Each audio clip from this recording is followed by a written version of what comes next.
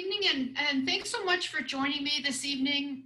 You can see my screen, so you can see that my name is Dawn Nizzi, but it's great to have you here.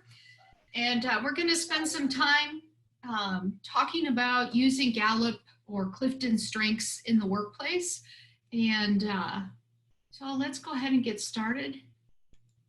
And glad you can be here. My intention for this evening, for the time that we get to spend together, is that you can leave with some meaningful ideas to use talent to empower yourself, to empower others and teams in your workplace. Probably any one of these topics could be an hour, if not more, and it could probably certainly be customized to your needs. So there are just some ideas and some thoughts. A lot of us have seen people with their top 5 talents. A lot of organizations pay to have those assessments taken with the great intention of using them.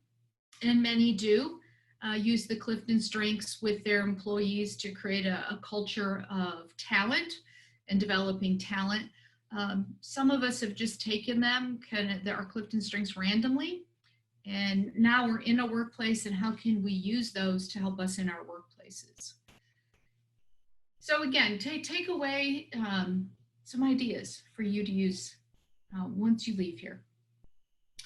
So to empower with talent, and I know Gallup uses the term engagement. I mean, they do engagement surveys. You see reports frequently in the media about the level of engagement employees in the workplaces, and that is usually coming from surveys and research that the Gallup organization is doing. And if you've paid any attention to it, it's not particularly high that we're engaged in our work.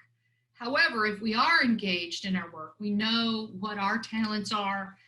We are matched in the roles that we have based on the talent that we have. We know that we are 6 times more likely to be engaged in our jobs if we know and understand what our talents are that we bring. The strengths research also lets us know that we are 3 times more likely to view ourselves as having an excellent quality of life if we can know and understand the talent that we bring into our workplaces and be appreciated for it. And then Gallup also has found that we are 7.8% more productive. It's almost 8% more productive when we know our talents, when we can use our talents every day in our workplaces. So that's some pretty compelling data to use and reasons to be engaged, to know who we are and what our talent is. We all bring a whole lot of skills to the table, whether it's Excel spreadsheets or project management, but who are we inside? And so I started off with this because I said empower with talent. I like the word empower. It's what I tend to use more. To be empowered, to me, I see empowerment as an ability to take action. So that's why I'm using empower you with some talent. So I want you to think about yourself. Naming, claiming, and aiming will be the topic that we will address. Empowering your talent with other individuals at home in your workplace by being a strengths champion. Empower with talent your teams and leadership roles that can be better understood within teams. And then lastly, and this kind of falls into the BP10 realm, but if you are in a work environment that really requires a lot of innovation, that intrapreneurship, creating new products, new ideas, things to sell out in the marketplace, the BP10 and creating innovation teams around that talent could be very helpful for you as well. So a quick talent review. I've done this, so I won't spend a lot of time, but I do think that it's important that people have that refresher, or if you're new to talent, you might not know what this is. And so with that, Gallup has produced a short video that I find is pretty helpful to kind of understand talent and frame it from the way they do, from the standpoint of positive psychology instead of working from fixing everything that's wrong with us and then we'll be perfect, is identifying what we're talented in and managing those things that we're weak at. So this is a real quick video. Do you ever wonder why you make the choices you do? Why some things come naturally while others don't? why you are drawn to certain activities and not to others. There's a simple but powerful reason: your talents. When you understand your unique talents, you have the power to harness them, and your whole world can change. We see talent in people around us every day, the patterns of thought, feeling, or behavior that give them a unique edge. Sometimes it may even seem effortless. In fact, our talents are the keys to our innate potential. When we tap into them, we act with more confidence, inspiration, and direction. But we often take our most powerful talents for granted, or we may not even be aware of them. That's why the Clifton Strengths Finder was developed, to help you discover. And I don't go to the end because then it kind of becomes just a promotion for taking the Clifton Strengths Finder. I assume if you're here, you've taken it or you're interested in it. So I would encourage you to go take the Clifton Strengths Finder if you haven't, if this interests you at all. I have found it very valuable. Personally, I took the Strengths Finder about 11 years ago for the first time because the school district that I work for was a strengths-based culture, and they really look to develop people's talent in the work that they do. And then I've also used it in my work setting with other people, building teams, doing innovation, and helping them to understand themselves. So with some group and individual coaching. So again, your talent is the way you naturally think, feel, and behave. It's like, it's just you. In fact, it's so you that it can be hard to see. You think, well, everyone can do that. Everyone can walk into a room and be completely comfortable and get to know everyone in the room by the end of the evening or within a few minutes to know everyone in that room. And many of us can do that under the right conditions, but for many of us, that's a really challenging thing. So it's natural to you, it's innate to you, it's how you operate, but it is really unique. But it's not the way that we all do it. In fact, for your top 5 talents that you have identified in that specific order, you're 1 in 33 million people. So that's pretty awesome. You are truly unique. And it is in that uniqueness that you want to bring that to your workplaces and benefit not only yourself, but benefit the workplace, benefit the bottom line, or whatever those goals are in your particular workplace. So talent is one thing, but it's called the Clifton Strengths Finder. That can be confusing, but it isn't really when you think about it. We all have talent. A good thing to think about is we've all experienced being a child, being around children, and they bring these talents to the world. Maybe your child or child you've experienced is really good at running. They just run. And if that is a talent, that's great. If it is then captured and cultivated and coached and encouraged and hopefully beloved by the child, that running ability that they naturally have can then become a real strength and can allow them to compete. It can allow them to endure in different activities. Could even get them to the Olympics, who knows? So again, that's that talent. And most all of us are able to move and run to some extent, even as children, but we cannot all develop into being Olympic athletes. So the idea that we can do whatever we want is kind of a fallacy. It is a fallacy. We can't all do everything that we want. We really need to find out, what are those talents in me? How do I develop those into a strength? So your strengths are those things that when you are almost always perfect and unstoppable at something. So those things that you just do, again, others marvel at it. They're like, how do you do that? And you're like, it's so easy because it's you. So how do we take a talent, make it a strength? This is across the board. When we have a talent, be it for running, be it for playing piano, be it for writing novels or doing scientific research, when we take that natural talent, that innate drive that we have, and we invest time practicing, developing the skills, building the knowledge, being coached, it gets better over time. And that then grows into being a strength.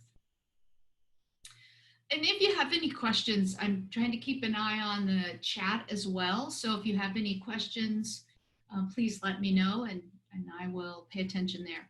So what about weaknesses? I hear this a lot from people, including, like I said about myself, what about my weaknesses? We tend to get fixated on fixing those things that we wish were better.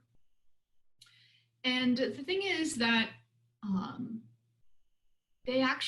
your strengths can be your weaknesses. So a weakness is anything in your life that you notice and manage that damages a relationship. When it's so overdone, it creates damage to relationships, be it personal relationships or be they work relationships. So even though your win others over woo might be a strength that's been identified, if that means that in the workplace, people don't feel that they can connect with you or count on you to have their back because you're so busy making alliances with others, because it's just naturally the way you operate, then that can create some damage. If it's just something you don't naturally do well, partner with someone or hire that person if you're in the workplace, but really look at that in partnership. And a great example from my own life is I had an administrative assistant who was like my perfect complement. It's like she knew what I was thinking before I even rounded the corner to make the request. But she would add, we just, those things that weren't my talent I could do, but they took me so long and they made me so grumpy, to be honest. And Sue could take those things and she loved doing them and she did them quickly. And we just had this great relationship. So many of us can learn to do things, but they aren't in our talent area, so they make us miserable. And when we're miserable, then we're grumpy. So hopefully you can hire or partner with people to complement you. So investing in strengths development, again, I've kind of touched on this a little bit already, and it's really development of anything in our lives that is important. Even relationships. There's kind of 4 principles. You got to know and understand. You have to recognize that this is something that you want to develop, be it a Clifton, identified Clifton talent or a relationship that you may have in your life. You need to value and use it. So you need to value the relationship. You need to value your top 5 talents that have been identified and use them. You need to relive successes. It's kind of an odd one. It's like living in the past, and it's really not relive, but it's reflect on and think about those times when you had success and how your talent played into that and how you can take that then for future success. And then practice. Practice building those talents into strengths. So when we're talking about your personal top 5 talents, we talk about name it, claim it, and aim it. And a lot of us it's pretty easy in the name it. Like I've got my top 5, they're in my email signature. I've got like signs around. I've had jewelry made for me that has my top 5 talents listed on them. And it's really cool. And claiming it is posting that, making others aware of it. It's doing some reading and understanding about my top 5 talents. That's all great. I've named it, people can see it, I've claimed it, I kind of know what learner means. I get what intellection is, I get what input is, and relationship, and learner, and I think I repeated that one. But so I know those, but there's more to that. So we start by naming, but you have to start somewhere. So you start by that naming. And again, this is for you personally. Claim it. So now you want to grow in your knowledge and understanding. If you've taken the Clifton Strengths, you have a huge resource of Gallup documents, videos of each talent theme has theme Thursdays, it has podcasts, it has articles, videos related to every single one of the 34 themes. So if you really want to get and you really want to know and understand, I would highly recommend returning to the Gallup website. They update it and make it even better all the time. I would also recommend that you do some work with a Clifton Strengths coach if you're feeling stuck, but that can be a way too where you can start to learn more. Maybe you feel like you've read everything and you still want to know more. And then finally, where the real empowerment happens is in aiming it. And aiming it is that empowerment piece, and that's the action piece. And so this is what the reviewing of successes and then the putting it into place. One way it might seem overwhelming to start with 5 all time. Oh my God, I gotta do all 5 at one time. I would suggest to you as an easier way to manage that, or if you're working with people, is identify one. Maybe the one that's to start, the one that is your favorite. Gather that knowledge and understanding as best you can. Think in that, what those things within, pardon me, think about those things within what you've learned about that particular theme really resonate with you, because not everything in a theme is going to be exactly, you're going to go like, well, that's not the way my learner is. Absolutely not. Identify those things that are really powerful for you, and you can reflect and see where you've had the success with that in the past. And then decide, on my next work project, I'm going to practice. So for example, I'm a learner, and that's my number one. It's probably my favorite. When I reflect back on my many years of life, I can see that. This must be why I brought water in. Thank you. I can reflect back on all the times that I've leaned on Learner to get better at things. And so practicing that is, how can I learn better? How can I retain? What are the things that I need to do to learn? In the workplace, it served me really well because I don't have any fear that I can't figure out how to do the things I was hired to do. I know how to find resources. I know how to ask questions. And so those are ways that you can practice. So identify what are those talent themes and put them into play. Empowerment comes from practicing and doing it and learning.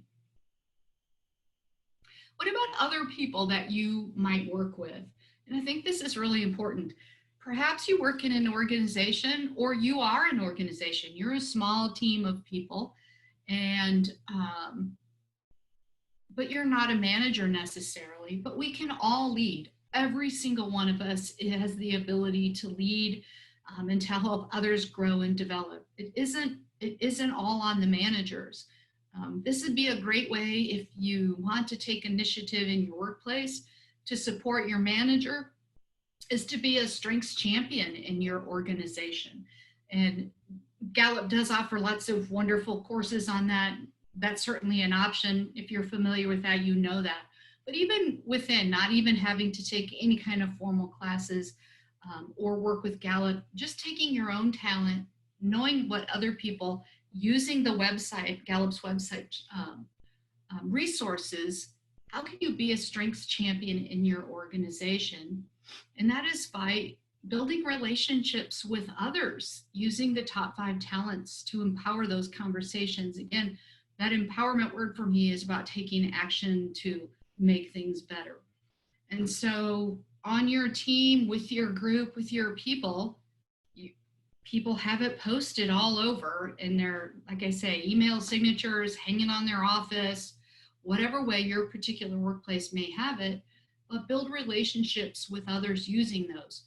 Create a talent exploration group, create an AIM IT group in the workplace, invite people to become a part of that, and start conversations around talent.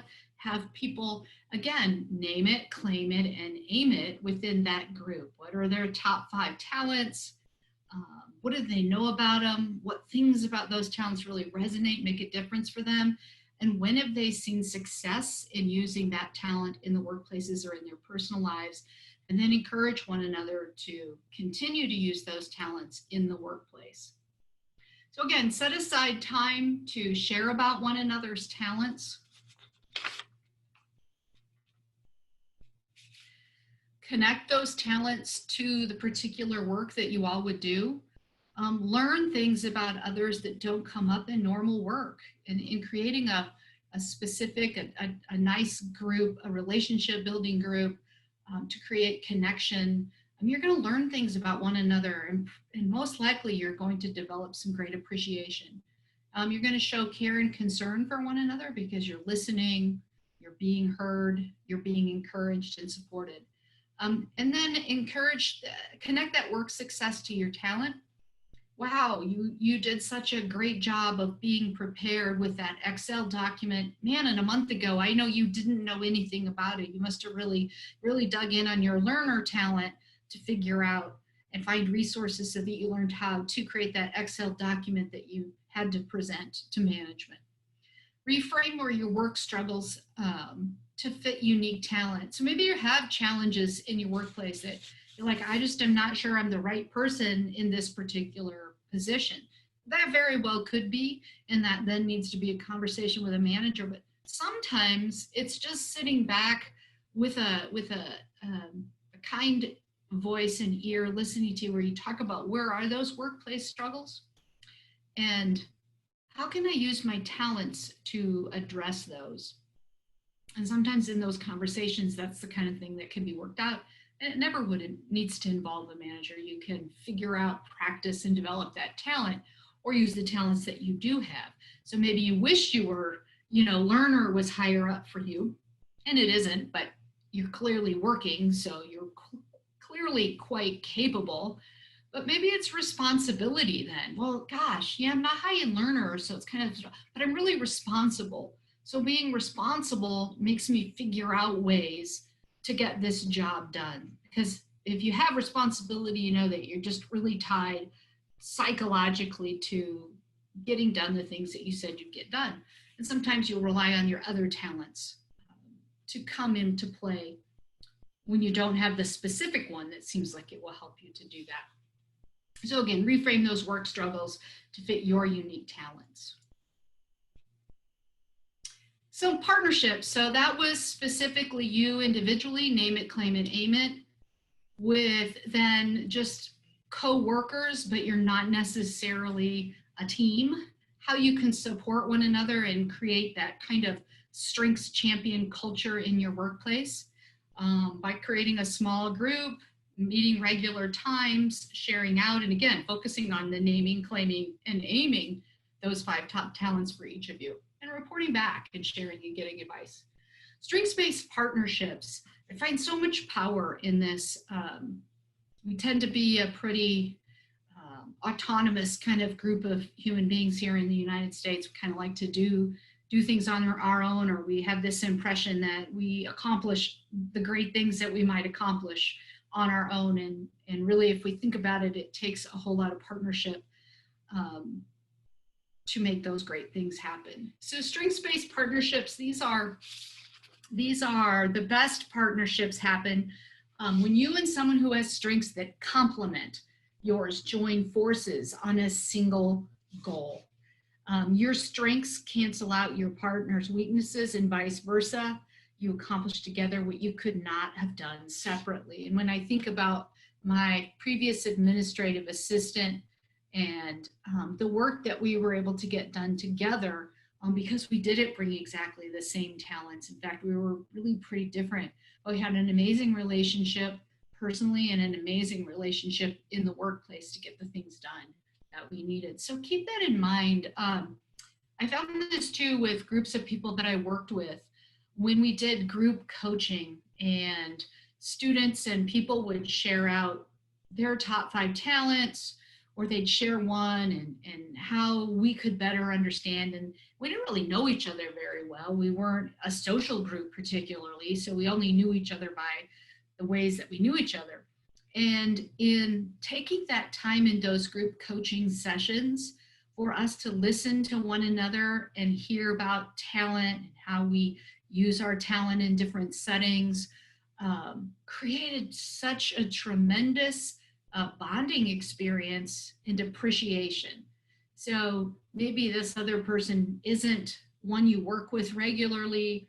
You really never thought you'd ever have any kind of a relationship. You just didn't seem to be the right fit personality-wise.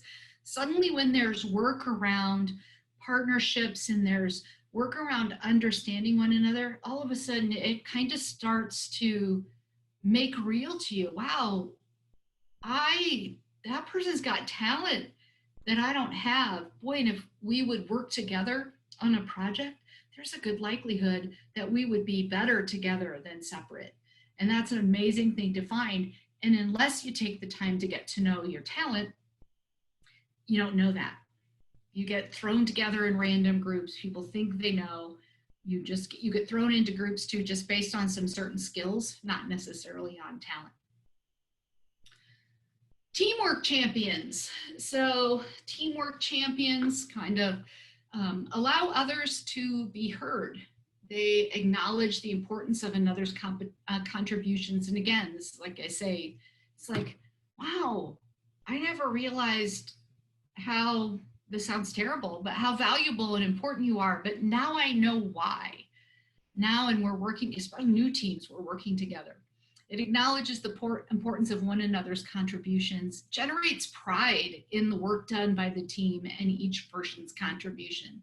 So you really can be specific in praise and recognition. We don't all like to be praised and recognized in some big public display or company-wide awards ceremony. For some of us, you'd rather not have the recognition than go through that. Or it's really important for managers to know their team members. Some people, though, prefer much quieter recognition. So knowing, though, your team members and then acknowledging, praising, recognizing them for the great work that they contribute to the organization. In knowing one another and understanding one another, even in those things where we may have differences, you really can build great trust and relationships. So when there are struggles, you appreciate that person and aren't as quick to judge and to dismiss them because you've done successful work with them. You understand their value. You also understand, on a personal level, this is a person. This isn't the guy or the girl down the hall or the person that works downstairs, or they work in this department, I work in that department. They're a real person, and it helps us to be a lot more kind when there are struggles in our workplaces.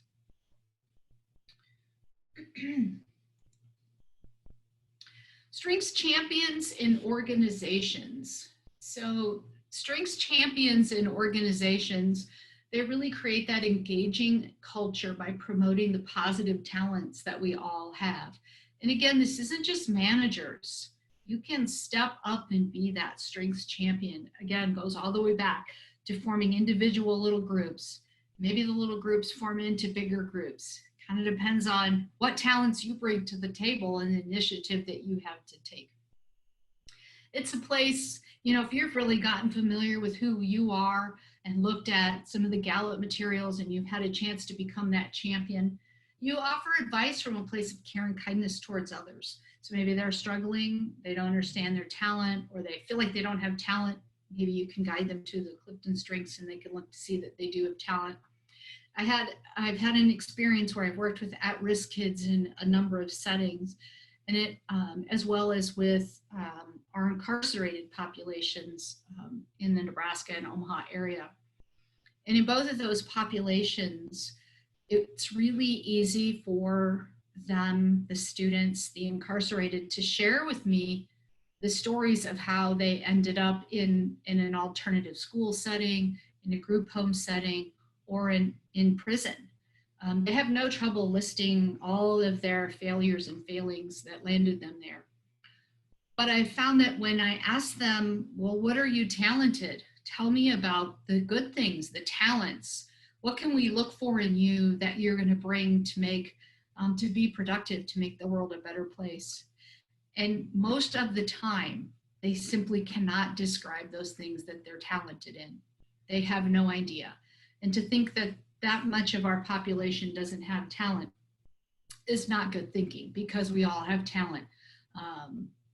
But when you are in that part of population where you've ended up in an alternative school or in prison, people sometimes don't take the time to listen and learn and help you develop those talents. So I've had the privilege to be able to do that. Collect and share some of the best ways to promote talent and build strengths in the people and organizations that they serve. Again, it's promoting. Maybe you're a marketing person and you kind of like to this. This would be perfect for you if you like to get out there and market. Maybe you can create a campaign around the top 34 talents. In a place that I worked, it was really cool. What the leadership did was they asked for volunteers initially, and then it kind of feeds on itself. You know, what some people do, and then you're like, oh, I guess I could do that too. And what they asked the people to do was to videotape themselves talking about their talents, which talent really resonated with them the most, why it resonated, and what impact it had on their ability to connect in their workplace and to do their jobs. And then those were shared out. So it was a large organization, and it was hard to know everyone that worked in it. But by capturing that information on for each individual and sharing that out, that gave me an opportunity to learn about people that I didn't know. And now when I see them, you have this thing and you can say, hey, that was really cool. So that's another idea. How can you serve that organization and collect and share? Educate organizational leaders, managers, and teams about talent and workplace engagement. Maybe you have the knowledge, maybe it's what you nerd out on or you geek out on and you just really value it. Having learned your top 5 talents, naming, aiming, and claiming has really made a tremendous difference in your personal life and how you do your work. Geek out, nerd out, spread the word, talk about it. Sometimes people just don't know, or there's so much on their plate already in the workplace, they don't know how they fit it in. And maybe it's something that you could fit in or create a new role for yourself. So team talent engagement. This is a really cool topic, and if you're familiar at all with Clifton strengths, you maybe have seen these 4 domains of leadership strength. And so the 34 talent themes, which you can see listed here, are broken down into, are these themes of people who are executor. They do stuff. They get things moving. So that's executing. Influencing. These are the people who can create change, not from the top down, not by directives, but by influence. And when I think of you being a strengths champion type of person in your workplace, you could be an influencer, a heavy influencer in how people see that. And maybe you even see some of your themes under influencing. Another place where that might fall for you is relationship building. And again, these are the talent themes that fall under that relationship building leadership domain. And then lastly, those strategic thinkers. For me, 3 of my top 5 talent themes fall under strategic thinking. And then I have relationship building. And then 1 under executing. So I'm lacking in that influencing. But I find I can influence. I use my talents in other ways to create that influence. But those are those 4 domains of leadership. Really important when we think about team talent. And again, here's a description of the executing. Those with those dominant themes, again, they're the people that get things done. If you're a strategizer, if you're a thinker, sometimes those executors push you to go a little too fast. I found that I tend to be more of a strategic thinker. Remember, I said top 3 of my top 5 are under strategic. So when I encounter a strong executor, I'm like, dig the heels in and push back a bit because I'm not quite ready. But we need those executors because those of us who are strategic thinkers need to kind of be pulled out of that mud. But sometimes the strategic thinkers can slow down the executors before they make a mistake that could be quite costly. So it's really a cool dynamic, relationship building and then influencing. So there's some more information for you along that. One of the coolest things that I've ever used in the workplace is the team strengths grid activity. And I do have a link in here. So we'll go over to that here very quickly. This is a really great activity. So let's say you have a team and your team has a project. Maybe you're just starting a long-term or even a short-term project. It's a big deal. People have got to know their roles, their responsibilities. starting with this team strengths grid is an excellent way to start. So you use the document that I had on the last screen. I'll scroll up here because it's here in the link as well. And everyone puts their in. You literally put a big one of these up on the wall, and people then complete. Managers can complete this for their teams as well in a smaller version. They can do it. They can gather everyone's top 5 themes, and then they can see, do I have a really strong executing team, influencing relationships, strategic? Am I really spread out? Who are my executors? Who are my strategic thinkers, to know kind of who they can rely on? So sometimes managers will use this as well. It's really cool to do in your team group, on a wall, in a large format, where people go up and fill this out. And then it's like lights go on for people about, well, now we know why we struggle with getting along. We don't have any real strong relationship builders in there. Now, the caution of that does not mean that you're a failure as a team. What it means is it identifies, wow, we don't have a lot of strong relationship building on this particular team. We need to rely on our other talents to make sure that we're staying in right relationship to accomplish the goal of this team. It isn't necessarily a reason to vote anyone off the island or to do hiring. What it is a tool to look at what are our top 5 themes for each of us on this team. Where are we most strong? Where might we have some gaps?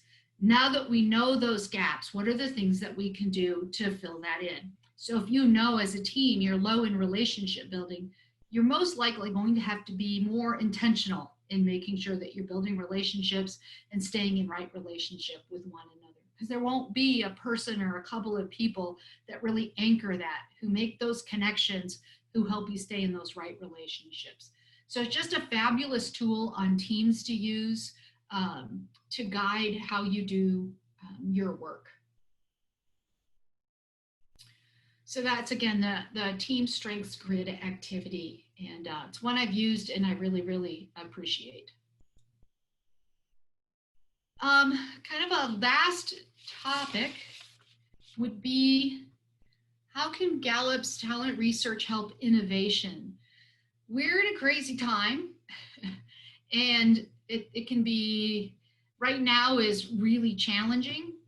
It's also an opportunity for a lot of really great opportunity. Just think of masks. Now, when all of this started, masks, we were like crazy about masks. Well, obviously those were medical grade masks, and they have to be produced in a special way. They have to meet certain standards. As our understanding of the current situation changed, we realized that some simple cloth masks would really be helpful to stop the spread of the coronavirus. And so you've seen this whole business pop up of people creating personalized, customized, more fun masks. The most recent one I saw was where you must send a picture of your face and the mask is the bottom half of your face, so it looks like your face is on. The other one that is really cool for our hearing impaired who need to be able to read lips are the ones that have the cutout so that they can see, so that the hearing impaired can see people's mouth moves. But 6 months ago, that was not a business anyone was paying any attention to because it wasn't necessary. I wish we didn't need it to be necessary, but it is an opportunity that a lot of people are taking advantage of. So maybe you work in an environment or you work in a business where staying innovative and putting that innovation into the marketplace is incredibly important. I would highly recommend to you that with that team, beyond your Clifton strengths, that you would even take a look at the Builder Profile 10 or the BP10 assessment. The BP10 assessment is very well researched. And what BP10 did, what Dr. Bottle did for the research for BP10 was research really successful entrepreneurs. And what she learned was that of really successful entrepreneurs over the years that she did her research, there are 10 talents that they have to be accountable for to see success in their businesses, to make those businesses grow, to make them make profit. Businesses are about making profit. Even nonprofits have to bring in money. And so although it's not for profit, it is money that needs to come in to pay to do the mission of the nonprofit. So the top 10 talents are confidence, delegator, determination, disruptor, independence, knowledge, profitability, relationship, risk, and selling. So anyone in a business has got to account for all 10 of those. And the BP10 assessment lets you know what your top 4 in those talents are. And just like in the Clifton Strengths with the team building, you can then look at your team and know, wow, I'm disruptor and I'm risk and I'm relationship and I'm knowledge. I don't have profitability, but I want to start a business. I need someone that's got that profitability. So again, you would look for a partner, or you would look to hire people that would make sure that with your business that you're starting, that you're paying attention to the bottom line. Businesses don't survive without the people paying attention to the bottom line. So also then within this research, Dr. Bottle identified that the 10 talents have to be taken into account for a successful business, but then 3 really strong leadership roles have emerged. So one leadership role is that as rainmaker. This is the person who's the face of whatever you're innovating, whatever business you're starting. They're all about profit and they're all about getting it out there. Conductors, so important. The conductors are the people who are making sure that the bottom line is black and not red. They're the ones that are making sure that the right people are hired and that the people that they hire are all rowing in the same direction to accomplish the goals that the rainmaker is spreading out there to the world. And lastly, then the expert. This is a lot of times that true innovator, that one who receives the patents, that one who makes something new. But they might not, they might be strong in knowledge, they might be strong in risk, they might be strong in their confidence, but again, the whole selling, the whole profitability, it doesn't matter, they're the innovator, which is why then you need to have conductors and rainmakers along with the top 10 talents. So if you work in an environment where innovation is important, I personally think innovation is important in every workplace, so the BP10 could be very helpful in teams and helping with that. But I would recommend you take a look at, again, the BP10 or the Builder Profile 10 assessment. To wrap things up then, whatever you do, empower yourself, others, and your teams by naming, claiming, and aiming your talents into strengths. Championing, that's a tough one to say, championing the talents of others, both one-to-one and within teams. If it's one other person in your workplace who wants to have conversations with you, go for it. If it's a small group of you, go for it. Start those teams, take that initiative. If you're feeling it, it's probably a talent you have in there. So let that talent shine and start those teams. Somebody else might be thinking, it's kind of like the question that goes unasked. Someone else might like to do it too, but they're not quite in the talent world that you are to get it started and initiate it. Creating teams also then that allow their members to lead within their 4 domains of talent. So we recognize, wow, she is so strong in relationship. That makes so much sense now. Why in the workplace, she's the one organizing social get-togethers, birthdays, those sorts of things. Oh my gosh, he's so strong. Look at that. 3 of his top 5 talents are in executing. No wonder he gets stuff done. So please, that's a great way to recognize that.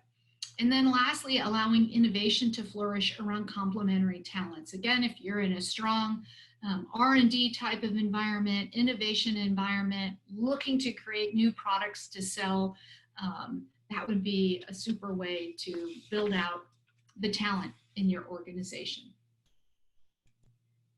So thoughts, concerns, questions? I haven't seen anything come in. I think I'm checking where I need to. But it's been wonderful to be with you this evening on this hot July evening. Even my hair is up, and even though I'm in the house, it's still hot in July. So thank you so much for being here. Again, this is my contact information. I'm always happy to help you decide if formal coaching could help you or your business grow talents into strengths. I'm so glad you could be here and pay attention and learn something that you can take away, build talent in yourself, and build talent in those around you. Thanks and have a great night.